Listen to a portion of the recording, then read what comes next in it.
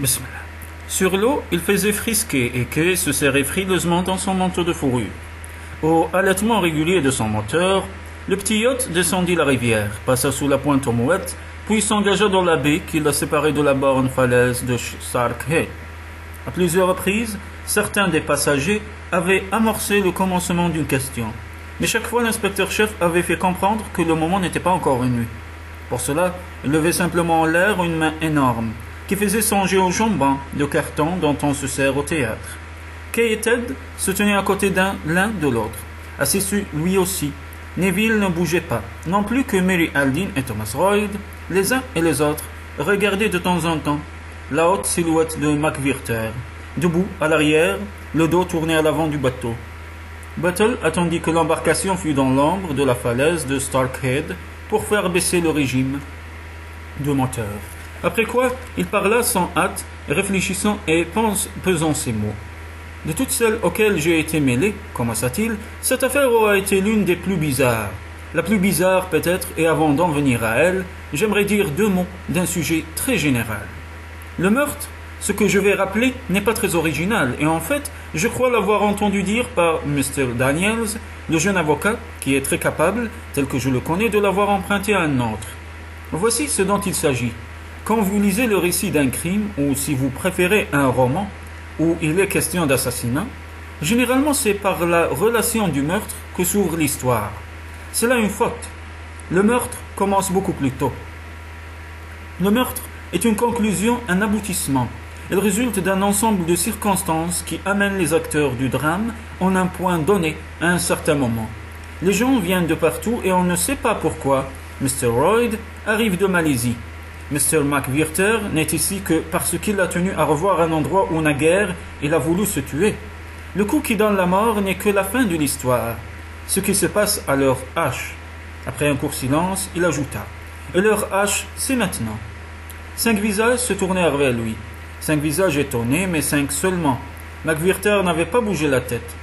Voulez-vous dire par là, demanda Mary Aldine, que la mort de Lady Tressilian est due à un lent enchaînement de circonstances? Non, Miss Aldine, pas la mort de Lady Tressilian. Celle-là est seulement une étape. Pour le meurtrier, elle n'est qu'un incident accessoire. Le meurtre dont je parle, c'est le meurtre d'Audrey Strange. Ce disant, Bethel guettait les réactions de ceux qui l'écoutaient, cherchant à discerner sur le visage de l'un ou de l'autre les symptômes de la peur. Le plan de ce crime, reprit-il, fut arrêté il y a longtemps, probablement l'hiver dernier. Parfaitement conçu, étudié avec minutie, elle était combinée en vue d'un seul sujet. Obtenir qu'Audrey Strange fut pendue jusqu'à ce que mort s'ensuivit. Les détails furent mis au point par quelqu'un qui se croyait extrêmement fort. Les criminels ont souvent bonne opinion d'eux-mêmes. Le nôtre avait préparé un certain nombre d'indices jouant contre Neville Strange, dont il espérait justement que nous ne les retiendrions pas. Il considérait qu'ayant eu une première fois à repousser tout un lot de preuves truquées, la police serait peu disposée à en rejeter un second lot, car si vous y réfléchissez, vous conviendrez que toutes les preuves tendant à démontrer la culpabilité d'Audrey Strange ont pu être truquées. Passez-les en revue. La boule provenant de son pare-feu, ses gants, la gauche tachée de sang, cachée dans les lierres près de la fenêtre, sa poudre de riz à l'intérieur d'un col de veston avec quelques cheveux à elle, ses empreintes, qui tout naturellement se trouvaient sur la bande de Chatterton, prise dans sa chambre, enfin la nature même du coup, apparemment portée par une personne gauchère. Et lui aussi, à la fin, plus accablante que toutes ces preuves, la conduite même de Mrs. Strange. Je ne crois pas que l'un d'entre vous, sauf bien entendu celui qui sait, puisse croire à son innocence. Après l'attitude qui a été la sienne au moment où nous l'avons emmenée en prison, pratiquement elle l'a avoué.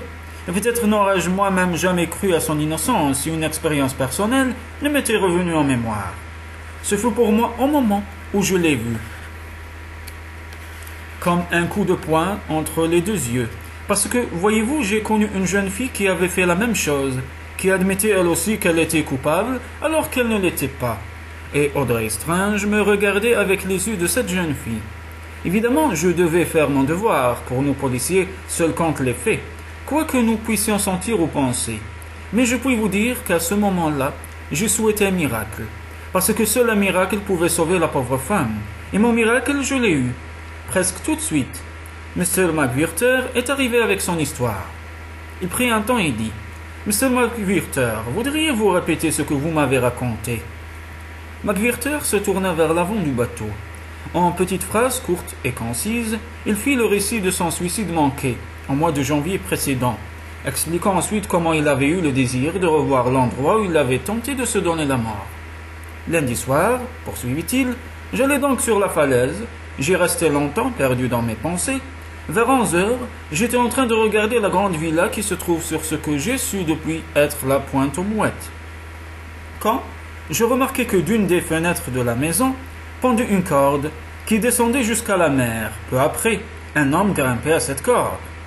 Il se tut pour laisser à ses auditeurs le temps de bien comprendre. Miss Aldine réagit la première. Alors fit-elle, tout compte fait, c'était bien quelqu'un de l'extérieur, je me doutais bien que c'était un cambrioleur. Pas si vite, dit Battle. C'était quelqu'un qui venait de l'autre côté de l'eau, car il avait traversé à la nage, mais quelqu'un de la maison lui avait préparé la corde.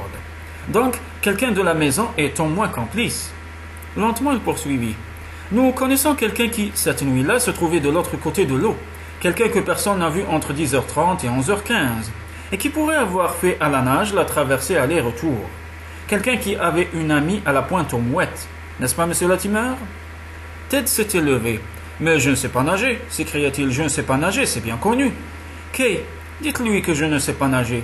Bien sûr, Ted ne sait pas nager. Vraiment, fit Battle avec un sourire. Il allait vers Ted, qui venait à sa rencontre. Il eut quelques faux mouvements, puis le bruit d'un plongeon. Mon Dieu, fit Battle, jouant la contriction. Mr. Latimer est passé par-dessus bord. Sa main emprisonnait le bras de Neville, qui se disposait à sauter à l'eau. Non, non, Mr. Strange, inutile de vous mouiller. Il y a 2 de mes hommes qui pêchent dans la barque, que vous voyez là-bas, et qui ne sont là que pour repêcher Mr. Latimer. Il se pencha pour regarder. C'est vrai d'ailleurs qu'il ne sait pas nager. Et non, c'est l'essentiel. Je m'excuserai auprès de lui de ma brutalité, mais il n'y a vraiment qu'un moyen de savoir de science certaine si une personne sait nager ou non. C'est de la jeter à l'eau et de voir ce qu'elle devient. Il se tourna vers Neville. Vous comprenez, Mr. Strange? Moi, j'aime le travail bien fait. Il me fallait d'abord éliminer Mr. Latimer. Pour Mr. Royd, son bras estropié ne lui permettait pas de grimper à la corde. De sorte que cela nous amène à vous. Un athlète de classe, un alpiniste réputé, un bon nageur, un sportif. Vous avez traversé avec le bac à 10h30, c'est entendu, mais personne ne peut certifier vous avoir vu à l'hôtel de Stirhead Bay avant 11h15, bien que vous nous racontiez y avoir vainement cherché Mr. Latimer.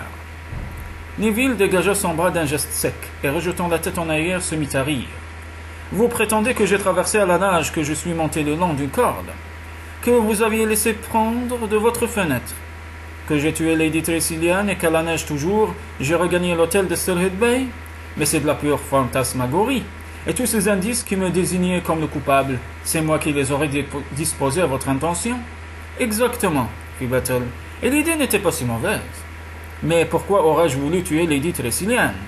À la vérité, répondit Battle, vous ne teniez pas particulièrement à sa mort. Ce que vous vouliez, mais cela vous le vouliez absolument, c'était faire pendre cette femme qui vous avait quitté pour un autre. Vous n'êtes pas d'un équilibre mental remarquable. Au passage, je vous signale que je me suis renseigné sur cette vieille affaire d'un gamin qui tua son petit camarade d'une flèche. Quiconque vous a manqué de quelque façon doit être puni, et la mort ne vous paraît pas châtiment trop sévère. Elle ne suffisait même pas pour Audrey, que vous aimiez, car vous l'aimiez avant que votre amour ne se transformât en haine. Pour elle, vous vouliez une mort raffinée, calculée longtemps à l'avance et terrible.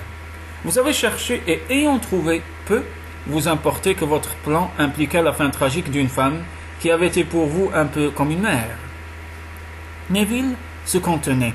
Il dit très calme, vous mentez, et je ne suis pas fou, je ne suis pas fou. Battle haussa les épaules et poursuivit d'un ton plein de mépris. Vous avez été furieusement mortifié de la voir partir avec un autre, hein? Une rude blessure d'amour propre. Pensez qu'une femme vous laissait tomber, vous.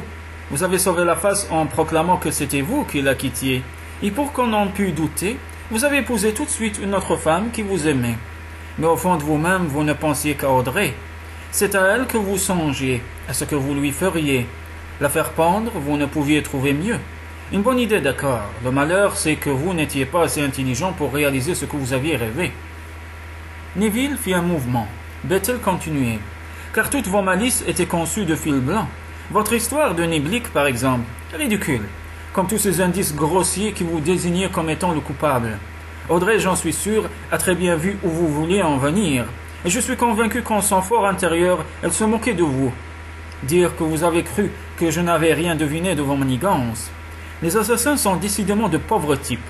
Gonflés de leur importance, ils s'imaginent être forts, ils se croient plus malins que tout le monde, et au total, ils se conduisent comme des enfants. Neville s'était dressé d'un banc. D'une voix étrange, il s'écriait « C'est faux, l'idée était magnifique. Je le maintiens. Vous n'avez jamais rien soupçonné, jamais. Et sans ce solennel imbécile, sans ce stupide écossais, vous ne sauriez rien encore. J'avais pensé à tout, vous m'entendez, à tout. Si ça n'a pas réussi, ce n'est pas ma faute. Pouvez savoir que quelqu'un connaissait la vérité sur la fuite d'Audrey. Elle sera pendue tout de même, cette saleté. Vous ne pouvez pas faire autrement. Elle sera pendue, pendue, pendue. Il faut qu'on la pende. Je la hais. Je veux la voir pendue. Il se laissa tomber sur la banquette et se mit à pleurer. Mon Dieu, murmura Mary Eldin. Elle était livide, les lèvres blanches. Bethel s'approcha d'elle. Je m'excuse, dit-il à mi-voix, mais il fallait que je le pousse à bout. Nous avions si peu de preuves. Neville, la tête dans ses mains, pleurait toujours, répétant avec une obstination enfantine les mêmes mots, prononcés d'une voix aigrelette. Il faut qu'on la pende, il faut qu'on la pende. Mary Eldin, avec un frisson, se tourna vers Thomas Royd, qui prit ses mains dans les siennes.